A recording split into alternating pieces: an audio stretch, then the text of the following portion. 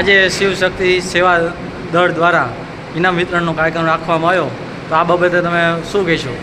ગણપતિ ફાટસર મુકામે તેજસ્વી દાલવનો 13મો સન્માન સમારોહનો કાર્યક્રમ હતો.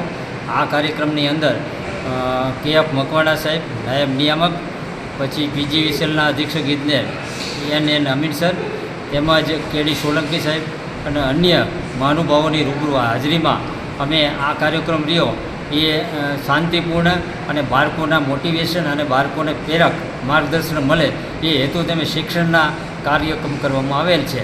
અને આ કાર્યક્રમ રહ્યો એ દાતાઓ થકી તેમજ અધિકારીઓ થકી બધાના પૂરેપૂરા સહકાર થકી આ કાર્યક્રમ અમે શાંતિપૂર્ણ પૂર્ણ કરેલ છે.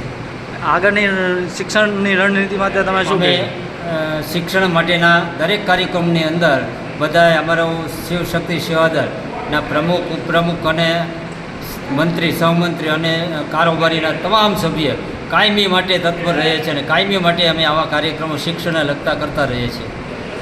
આભાર.